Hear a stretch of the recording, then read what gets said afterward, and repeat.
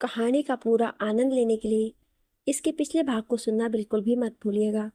उसका प्लेलिस्ट का लिंक मैं आपको डिस्क्रिप्शन बॉक्स पर दे दूंगी और साथ में कमेंट बॉक्स में पिन भी कर दूंगी, तो आप वहां से भी जाकर सुन सकते हैं।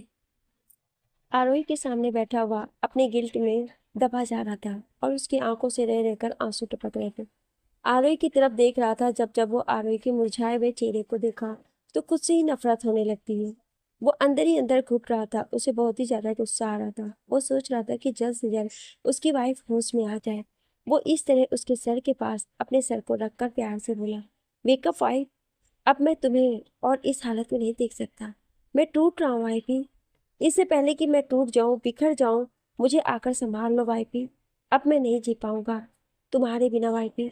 ये कहते हुए उसके माथे से अपना माथा जोड़ लेता है, जिससे दक्ष की आंखों से निकले हुए आंसू आरोही के गालों पर गिरने लगते हैं। पर आरोही अभी भी होश में नहीं आ रही थी। वो बहुत ही ज्यादा बेचैन हो गया था। वापस से चेयर पर आकर बैठता है और आरोही के हाथों को पकड़कर अपने होठों से लगा लेता है और वहीं बैठा रहता है। तभी अचानक उसके कंधे पर पीछे से कोई हाथ रखता है। दक्ष जैसे ही अपने कंधों पर किसी के हाथों को महसूस करता है, वो झट से पीछे मुड़कर देखता है तो वहां पर उसकी मॉम खड़ी रहती है। अपनी मॉम को देखकर तुरंत उनके गले लग जाता है और बोलता है, मॉम देखो ना क्या हो गया मेरी वाइफ को। दस की मॉम उसे समझाती हुई बोली, शांत हो जाओ बेटा। फिर वो प्यार से अपने बेटे के बालों को सहलाने लगी और बोली, कुछ नहीं होगा आरोही को, मुझे पता है वो बहुत ही स्ट्रांग है, वो इतनी जल्दी हार नहीं मान सकती। और मुझे इसके साथ ये भी पता है कि तुम्हारी बच्ची भी अपने मॉम डैड की तरफ बहुत स्ट्रांग है। उन दोनों को कुछ नहीं होगा। देखना, तुम वो हर प्रॉब्लम को फेस करते हुए वापस से तुम्हारे पास आएगी, सही सलामत रहेंगे। ये सुनकर दज अपनी मॉम की तरफ अपने आंखों में आंसू लिए देखने लगता है। दज की मॉम भी अपने बेटे को देख रही थी। आज से पहले उनका बेटा कभी भी इतना दुखी नहीं हुआ था। 5 साल पहले आरोही के जाने के बाद उसने खुद को संभाल लिया था, पर आज वो टूट चुका था जितना कि वो आज तक कभी नहीं टूटा था। दज की मॉम से अपने बेटे के आंसू देखे नहीं जा रहे थे। वो प्यार से उसके बालों को सहलाते हुए आंखों से बह रहे आंसुओं को साफ करते बोली, तुम इतने बड़े होकर ऐसे रो रहे हो? तुम्हें शर्म आ नहीं आ रही है? बच्चों की तरह रोए जा रहे हो? अगर तुम इतना टूट जाओगे तो फिर अपने दोनों बच्चों को कैसे संभालोगे? दो छोटे छोटे बच्चे जो अपने डैडा के भरोसे बैठे हुए हैं, वो खुद इतने टूट गए हैं। आरोही के आने तक तुम्हें स्ट्रांग बना होगा बेटा, अपने दोनों बच्चों के लिए। बेटा कुछ नहीं होगा आरोही को, तुम हिम्मत से काम लो। मैं कह रही हूँ ना, वो बहुत ही ज्यादा स्ट्रांग बच्ची है। अब तक उसने कितनी सारी प्रॉब्लम फेस किया है और उनसे लड़कर बाहर आई है। ये सुनकर दर्द हाँ में पल के झपका देता है। वो भी सोचता है कि वो अब इतना कमजोर नहीं बनेगा, उसे हिम्मत से काम लेना होगा। अपने मॉम के कहने पर धीरे से उसने उनसे अलग होता है और आरोही के बालों में हाथ फेरकर प्यार से उसके माथे को चूम लेता है। फिर उसके हाथों को अपने होठों के पास ले जाकर चूमता है और धीरे से चेयर पर से उठकर वार्ड से बाहर चला जाता है। उसकी मॉम वहीं चेयर पर बैठ जाती है और आरोही की तरफ देखने लगती है। वो प्यार से आरोही के बालों को सहलाते हुए बोलती है, ना जाने किसकी नजर हमारे बच्चे की खुशियों पर लग गई है। एक प्रॉब्लम जाती नहीं है कि दूसरी आ जाती है। ना जाने कब इन दोनों की जिंदगी से सारी प्रॉब्लम दूर हो जाएगी। अभी ये दोनों हमेशा हमेशा के लिए खुश होकर रहने लगेंगे। ये कहकर वो भगवान की तरफ ऐसे देखने लगती जैसे भगवान की तरफ देखकर कह रही हूँ कि भगवान, अब और कितने दर्द देने बाकी रह गए हैं। अब और दर्द बर्दाश्त के बाहर है। आप उन्हें और तकलीफ मत दीजिए, अपने सुकून की जिंदगी दीजिए ताकि वो सुकून से एक साथ रह सके। ये कहकर वो एक गहरी सांस लेने लगती है। फिर वो आरोही की तरफ देखने लगती है जो अभी भी बेहोश थी। वो बस यही चाह रही थी कि आरोही जल्द से जल्द होश में आ जाए, क्योंकि आरोही को होश में आने के बाद ही सब कुछ ठीक हो सकता था और वही होश में आकर दच को संभाल सकती थी। वही दच वार्ड से बाहर है तो उसकी पूरी फैमिली वहां पर खड़ी थी। उसके डैड क्रिस और त्रिस अभी वहीं पर खड़े थे। बस उसके दादा दादी नहीं आए थे क्योंकि वो काफी बीमार रहते थे, इसलिए उन्हें यहाँ नहीं लाया गया। दच अपने डैड के पास गया और डैड उसके कंधे पर हाथ रखकर थपथपाते हुए बोले, डोंट वरी बेटा, कुछ नहीं होगा बहू को। मुझे पता है आरही बहुत ही ज्यादा स्ट्रांग है, वो खुद को संभाल लेगी और जल्दी तुम्हारे बच्चे भी बिल्कुल ठीक हो जाएगी। क्या तुमने अपनी बेबी को देखा? ये सुनकर दर्श अपने डैड की तरफ देखा जिसकी आंखें अभी भी नम थी। उसके डैड आंखों से इशारा करते हुए शांत कराने लगे तो दच खुद को कंट्रोल करके बोला, नहीं अभी मैं नहीं देखा हूँ, मैं आरोही के कारण अपने बेबी के बारे में तो भूल ही गया हूँ। ये सुनकर दच के डैड बोले, बेटा चाहे कुछ भी हो, वो तो तुम्हारी बेटी, तो उसके बारे में भी सोचो, ना जाने कितनी तकलीफें झेल रही है, उसे भी तो अपने डैड की जरूरत है। ये सुनकर दच को लगा कि शायद उसके डैड सही बोल रहे हैं। उस नन्ही परी के लिए उसने कितने सपने देखे थे। ये सोचकर दच तुरंत ही बोला, हाँ डैड आप सही बोल रहे हो, मैं अलग ही सोच बैठा था, पर ऐसा नहीं है कि मैं अपनी बेटी से नाराज हूँ, मैं अपनी बेटी को बहुत प्यार करता हूँ।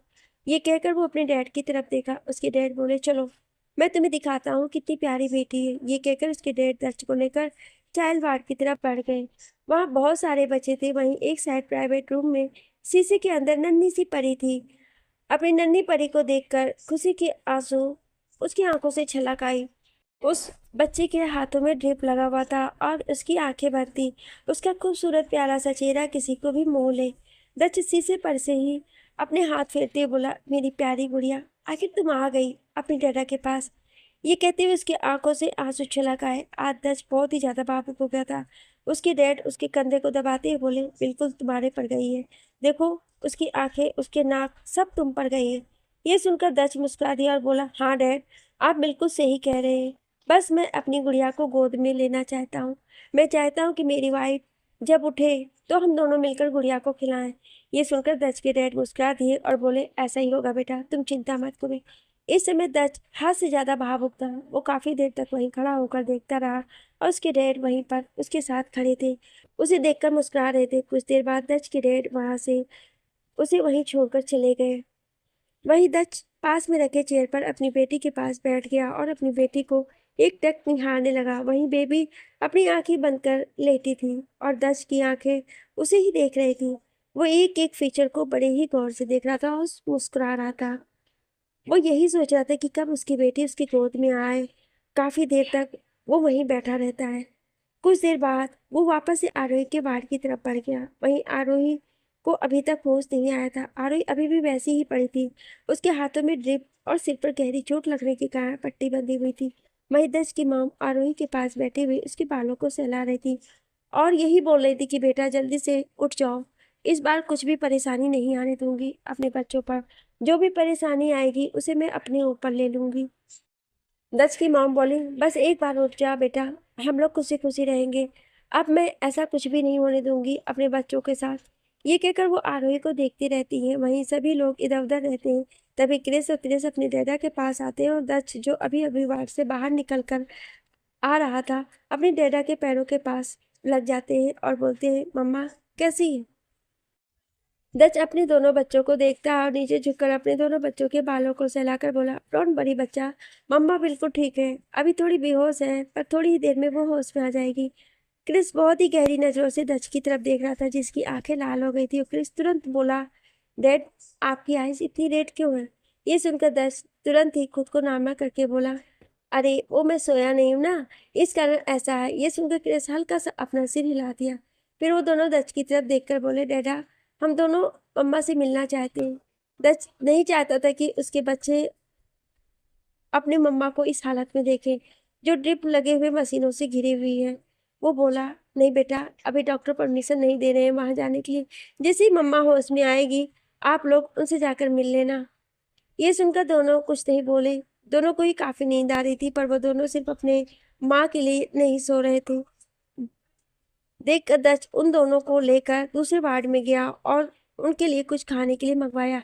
वो दोनों मना कर रहे थे फिर भी दच उन दोनों को कहकर थोड़ा बहुत कुछ खिला दिया, जिसे खाकर वो दोनों को सुला दिया और कुछ देर बाद दच उन दोनों को बेड पर लिटा दिया और दोनों ही कुछ देर में सो गए। दच काफी देर तक अपने बच्चों के बालों को सहलाता रहा और फिर जब उसे एहसास हुआ कि दोनों बच्चे गहरी नींद में सो गए तो वो वहां से उठा और आरोही के वार्ड के बाहर आ गया। वो बस यही सोच रहा था कि कब नर्स जाए और जल्दी से बताए कि आरोही होश में आ गई है। बस वो अपनी वाइफ के बैठने का इंतजार कर रहा था। उसे अब रहा नहीं जा रहा था। वो वहां यहाँ से वहां चक्कर काट रहा था। अब तक वहां पर जिया भी आ गई थी। रोहित तो पहले से ही था। जिया ने रोहित को कॉल किया तो रोहित ने उसे सब कुछ बता दिया, जिसे सुनकर वो घबरा गई और जल्दी से यहाँ आ गई थी। कुछ देर बाद वहां पर निखिल भी भागा भागा आया और वो आरोही के लिए बहुत ही ज़्यादा परेशान था। रोहित उसे समझाते बोला, डोंट वरी, कुछ नहीं हुआ है, वो अभी बेहोश है पर जल्दी उसे होश में आ जाएगी, खतरे की कोई बात नहीं, और बेबी भी सेफ है तो जल्दी ही वो भी स्टेबल हो जाएगी। ये सुनकर निखिल को बुरा लगा कि काश वो आरोही के साथ रहता तो उसको कुछ नहीं होने देता। वो यही सब सोच रहा था तभी वो आरोही के वार्ड के बाहर शीशे से जाकर देखा तो आरोही मशीनों से घिरी हुई थी। उसे ये देखकर बहुत ही ज्यादा बुरा लगा। वो अंदर ही अंदर दर्द से तड़प रहा था। चाहे कुछ भी हो जाए उसने आरोही को अपनी बहन की तरह माना है, क्योंकि उसने अपनी बहन को खो दिया था और इस वक्त उसे आरोही मिली थी। तब उसने आरोही को अपनी बहन मान के रखा था। वो आरोही को हर एक सुख सुविधा देता था जो अपनी बहन को नहीं दे सका। वो आरोही की हालत देखकर उसकी आंखें हल्की सी नम हो गई। तभी उसके कंधे पे किसी ने हाथ रखा। वो पीछे मुड़कर देखा तो वहां पर रूही खड़ी थी। रूही को देखकर निखिल खुद को रोक नहीं पाया। वो झट से उसके गले से लग गया। रूही उसकी पीठ को सहलाती हुई बोली, डोंट वरी, ठीक हो जाएंगी मैम, उन्हें कुछ नहीं होगा।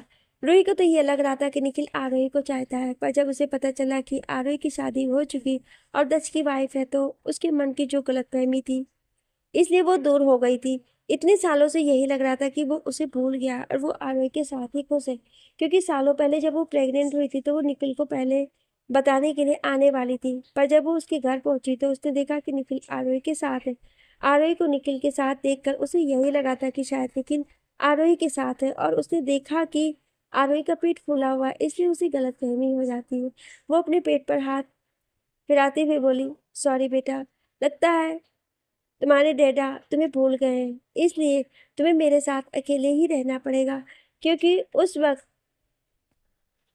मैं प्यारी सी बच्ची थी। ये सब सोचकर वो वहां से वापस चली गई। उसे रात गलतफहमी हो गई थी, पर आज जब वो यहाँ आई और दच को उसके साथ देखा और दोनों बच्चों को देखा तो उसकी सारी गलतफहमी दूर हो गई। बस समझ गई कि उसने उस वक्त निखिल को गलत समझ लिया था। निखिल तो उसे उस वक्त बेकसूर था। वो बस उसी गिल्ट में मरी जा रही थी। वो चाह रही थी कि निखिल के सामने सारी बातें क्लियर हो जाए। वो निखिल को तकलीफ में देखकर खुद को संभाल नहीं पाई और उसके पास जाकर उसे हिम्मत देने लगी। निखिल को तकलीफ में देखकर नहीं रहा जा रहा था। उसे बिल्कुल नहीं रहा जा रहा था। वो कसकर रूही को अपनी बाहों में पकड़ लेता है। रूही प्यार से उसके सर को सहलाते हुए शांत कर रही थी और धीरे से अपनी प्यारी सी आवाज में बोली, प्लीज कम डाउन, खुद को संभालो, कुछ नहीं हुआ है मैम को, बिल्कुल ठीक हो जाएंगी। कुछ सेकंड बाद निखिल धीरे से रूही के बाहों से अलग हुआ और उसके चेहरे की तरफ देखने लगा। उसके चेहरे पर इस वक्त बहुत सारा मासूमियत और निखिल के लिए बहुत ही ज्यादा प्यार दिख रहा था।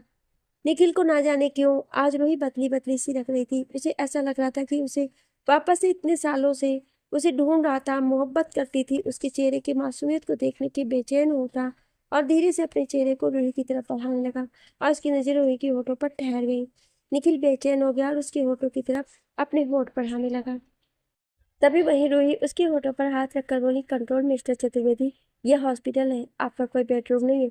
निखिल को यह सुनकर आंखों में चमक आ गई। ये उसी चमक लिए हुए रूही के चेहरे की तरफ देखते हुए उसके हाथों को जो उसके होठों पर चूम लिया। रूही भी शर्म से अपनी नजरें नीचे झुका ली और उसका चेहरा लेट हो गया। वो शर्माती भी झट से अपने हाथ को पीछे की और अपने बालों के लटों को कान के पीछे करते हुए तुरंत ही वहां से भागती हुई दूसरी तरफ चली गई। लेकिन निखिल आंखों में चमक लिए उसे ऐसे ही जाते हुए देख रहा था और मन ही मन बोला, मुझे ऐसा क्यों लग रहा है जैसे आज मेरी रूही वापस से मुझे मिल गई। क्या ऐसा है? अगर ऐसा है तो बहुत जल्द हम दोनों एक होंगे और हमारी एक छोटी सी फैमिली में मैं, रूही और मेरी प्यारी सी गुड़िया। ये बोलते हुए बहुत ही ज्यादा खुश लग रहा था। उसके दिल की धड़कन बढ़ी हुई थी, उसकी सांसें तेज हो गई थी और उसकी आंखों में शर्म और खुशी के भाव दिख रहे थे। वो बहुत ही ज्यादा खुश था और उसकी खुशी का तो जैसे मानो ठिकाना ही नहीं था। तभी वो अपनी नजरें बाहर की तरफ घुमाया और एक बार फिर से उसका चेहरा उदास हो गया। उसे जैसे यही लग रहा था कि जल्द से जल्द आरोही उठ जाए। उसने डिसाइड कर लिया था कि जब आरोही उठ जाएगी तो सबसे पहले उसे अपनी रूही से मिलवाएगा, अपनी मोहब्बत जिसे वो इतने सालों से ढूंढ रहा था। वहीं सभी लोग बेचैन होकर इधर उधर घूम रहे थे। सभी बस आरोही के होश में आने का वेट कर रहे थे और ऐसे ही पूरी रात बीत गई। अगली सुबह जब डॉक्टर और नर्स आरोही को देखने के लिए उसके वार्ड में गए और चेक करके बाहर आए, फिर डॉक्टर सभी की तरफ देखकर कुछ बोले, जिसे सुनकर सभी की आंखें फटी की फटी रह गई। कुछ देर बाद डॉक्टर वार्ड से बाहर आए। सभी लोग डॉक्टर की तरफ देख रहे थे। तभी डॉक्टर दत्त की तरफ देखते हुए बोले, मिस्टर खन्ना, अभी अचानक से उनकी हार्ट बीट बढ़ गई है और हमने उन्हें एक इंजेक्शन दे दिया है। जहाँ तक उम्मीद है वो जल्दी होश में आ जाएंगी, पर उनकी कंडीशन देखकर ये लग रहा है जैसे मानो उन्हें किसी बात का बहुत सदमा लगा है और उनके मन में एक डर बैठ गया है। इस कारण रह रहकर उनकी सांसें तेज हो जा रही हैं। इतना बोलकर डॉक्टर चुप हो गए। दत्त समझ गया कि जरूर आरोही को करण ने जो भी उसके साथ किया वही सब उसके मन में बैठ गया और बार बार उसके दिमाग आंखों के सामने आ रहा होगा, जिस कारण वो इतना ज़्यादा डरी हुई है। डॉक्टर कुछ सेकंड तक चुप रहने के बाद बोले, बाकी सब उनका बीपी वो सब नॉर्मल है, बस एक बार वो ठीक तरीके से होश में आ जाए फिर हम उनकी कंडीशन चेक करके आप सबको बता देंगे। इतना बोलकर डॉक्टर वहाँ से चले गए। डॉक्टर के जाने के बाद दक्ष वहीं आरोही के पास बैठ गया। उसके हाथों को अपने हाथों में लेकर प्यार से चलाते हुए बोला, प्लीज़ वाइफी, प्लीज़ होश में आ जाओ ना, अब और कितना तड़पाओगे मुझे? मैं तुम्हारे बिना नहीं रह सकता, मुझे तुम्हारी हालत देखी नहीं जा रही है, टूट रहा हूं मैं अंदर से। ये बोलते हुए दत्त धीरे से आरोही के हाथों के पास अपने सिर को रख लिया। काफी देर तक वो ऐसे ही बैठा रहा। वो वार्ड के बाहर खड़े सभी लोग दत्त की तरफ ही देख रहे थे। सभी लोगों से दत्त की हालत देखी नहीं जा रही थी। जहां आरोही बेड पर बेजान पड़ी थी वहीं उससे ज्यादा बेजान दत्त हो गया था। सभी को उसकी हालत साफ दिख रही थी, वो कितना ज्यादा दुखी है। और 20 मिनट बाद दत्त धीरे से अपने चेहरे को ऊपर उठाया और आरोही के मुरझाए हुए चेहरे की तरफ देखने लगा। वो आरोही के गालों को सहलाते हुए बोला, क्या तुम मुझसे इतना नाराज हो कि अब मेरी आवाज भी तुम तक नहीं पहुंच रही है, या फिर तुम मेरी बातों को सुनकर भी इग्नोर कर रही हो? ये बोलते हुए दत्त आरोही के सिर से अपने सिर को लगा लिया। उसकी आंखों से एक बूंद आंसू गिरकर आरोही के गालों पर बहकर आ गए। ऐसा होते ही अचानक से आरोही के हाथों की उंगलियां हिलने लगी। दत्त जिसे इस बात का एहसास ही नहीं था कि वो अभी भी आरोही के सिर से जुड़े हुआ था और उसकी आंखों से आंसू गिरकर आरोही के गालों पर भिगो रहे थे।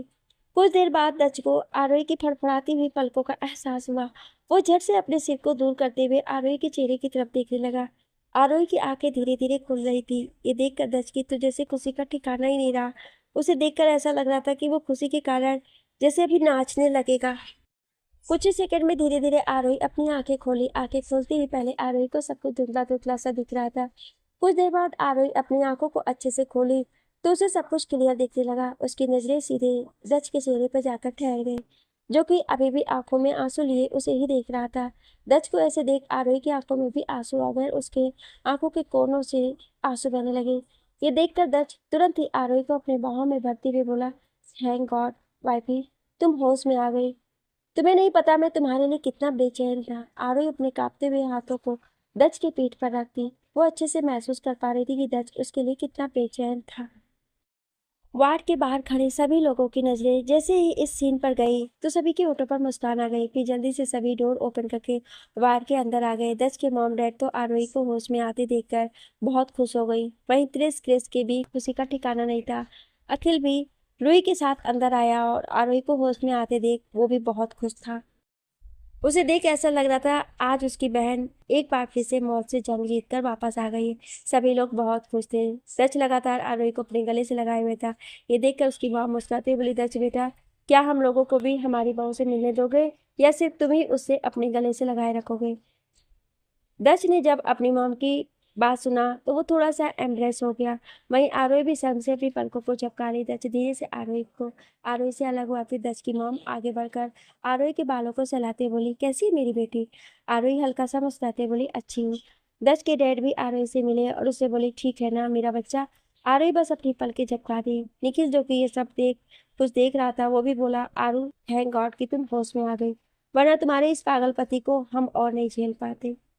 निखिल की बात सुनकर दत्त उसे घूर घूर कर देखने लगा। वहीं आरोही बस मुस्कुरा दी क्योंकि उसे पता था कि उसका पति कितना उसके लिए परेशान था। उसकी खुशी में ही उसके पति की खुशी थी। निखिल ने जब दत्त को खुद की तरफ घूरता हुआ पाया तो वो अपनी नजरें इधर उधर घुमाने लगा। तभी क्रिस क्रिस तेजी से भागते हुए आए। वो अपनी मम्मा को होश में आए देख मुस्कुरा कर बोले, ये मम्मा ठीक हो गई, मम्मा उठ गई, वो उठ गई। उसी समय डॉक्टर भी वार्ड में आए। आरोही को अच्छे से चेक करने लगे। डॉक्टर चेक करते हुए दत्त से बोले, अब मिसेज खन्ना पहले से काफ़ी बेहतर है, लेकिन आप सबको इनका खास ख्याल रखना होगा क्योंकि इनका शरीर काफ़ी वीक है। इसलिए आप सब उनकी अच्छे से केयर करिए और ज़्यादा से ज़्यादा कोशिश करिए कि ये खुश रहें। अपनी बात बोलकर डॉक्टर वहाँ से चले गए। डॉक्टर के जाने के बाद सभी लोग फिर से आरोही से बातें करने लगे। उसी समय वार्ड का डोर ओपन हुआ और एक नर्स अपने हाथों में आरोही की बच्ची को लेकर वहां आई। जैसे ही सबकी नजरें उस बच्ची पर पड़ी तो सभी की खुशी का ठिकाना नहीं रहा। दच की मॉम जल्दी से नर्स के पास जाकर उस बच्ची को लेने लगी, पर तभी नर्स उसे दूसरी साइड कर ली। ये देखकर दच की तो आंखें छोटी हो गई। वहीं दच की मॉम सब समझ गई और वो मुस्कुराते हुए दच के डैड की तरफ देखकर कुछ इशारा की, जिसे समझकर दच के डैड तुरंत अपने पैंट के पॉकेट से 500 की गड्डी निकाले और उस बच्ची के सिर पर घुमाकर उस नर्स की तरफ बढ़ा दिए। उस नर्स ने जैसे ही उस नोटों की गड्डी को देखी तो उसके चेहरे पर बड़ी सी स्माइल आ गई। वह तुरंत उसकी मॉम को हाथ में उस बच्ची को पकड़ा दिए और उस नोटों की गड्डी को लेकर खुशी खुशी बाहर से बाहर चली गई। अब सभी लोग उस बच्ची को अपनी गोद में लेने के लिए काफी ज्यादा एक्साइटेड लग रहे थे। निखिल भी आगे बढ़ा और बोला, आंटी पहले मुझे दीजिए, मुझे अभी आरू की बच्ची को देखना है। पक्का है जरूर मेरी आरू पर ही गई होगी, बिल्कुल उसी की तरह सुंदर और प्यारी। दच ने जब ये सुना तो उसे घूरने लगा और मन ही मन बोला, इसको अपनी वाली मिल गई है, पर ये अभी भी मेरी वाली पर ही लाइन मार रहा। मेरी आरू इसको तो मैं बिल्कुल भी नहीं छोड़ने वाला। दच को अभी भी निखिल से जलन होती है। वो तुरंत आगे बढ़ा और अपनी मॉम के हाथों में से बच्ची को लेने की कोशिश करते बोला, आप मेरी बेटी को सबसे पहले मेरे हाथों में देंगी। वहीं दच के डैड भी उस बच्ची को अपनी गोद में लेने के लिए लाइन में खड़े थे। दच की मॉम सभी की तरफ से एक नज़र देखे और फिर मुस्कुराते हुए सबको इग्नोर करके आरोही के बेड की तरफ बढ़ गई और वहीं बेड पर उस बच्ची को लिटाते हुए बोली, सबसे पहले हक तो बच्ची की मॉम का है, तो सबसे पहले ये बच्ची अपनी मॉम के पास जाएगी। आरोही ने जब अपनी गुड़िया को अपनी गोद में देखा तो उसकी आंखें नम हो गई। वो बड़े ही प्यार से अपनी बिटिया की तरफ देखने लगी और सोचने लगी कि एक पल के लिए तो उसे लगा था कि वो अपनी बेटी को ही खो देगी, पर भगवान ने आज उसकी सुन ली और उस नन्ही सी जान को कुछ नहीं होने दिया। दच ने जब आरोही के चेहरे की तरफ देखा तो वो समझ गया और वो आगे बढ़कर धीरे से आरोही के हाथों पर अपने हाथ रखकर उस बच्ची को खिलाने लगा। आरोही ये देखकर मुस्कुरा उठी। वहीं बाकी सब भी देख रहे थे और सभी मुस्कुरा रहे थे और ऐसे ही हंसी खुशी इनकी ज़िंदगी कटने लगी और सभी को अपने अपने पार्टनर भी मिल गए। सभी की गलतफहमियां दूर हो गई और यहीं पर ही आरोही और दच की कहानी को हम ख़त्म करते हैं। प्लीज़ आप सभी लोग अपना प्यार और सहयोग ऐसे ही बनाए रखें और कहानी के प्रति अपनी राय कमेंट बॉक्स में देना बिल्कुल भी ना भूलें। और जो लोग अभी तक चैनल को सब्सक्राइब नहीं किए हैं तो प्लीज़ दोस्तों चैनल को सब्सक्राइब कर लीजिए। Thank you.